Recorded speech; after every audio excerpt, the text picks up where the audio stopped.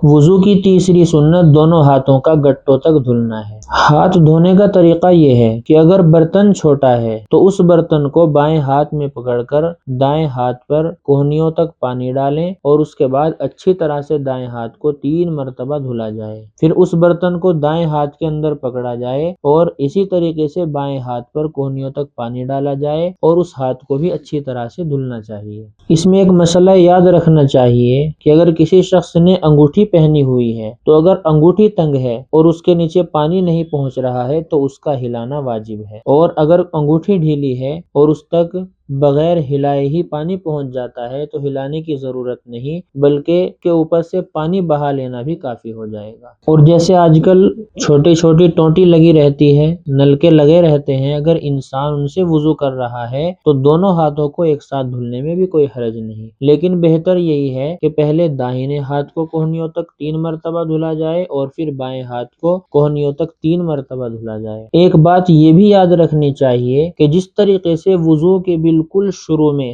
دونوں ہاتھوں کا گٹوں تک دھونا سنت ہے، تو جب انسان وضو سے فارغ ہو جاتا ہے تو اس وقت بھی دونوں ہاتھوں کا گٹوں تک دھلنا مسنون ہے۔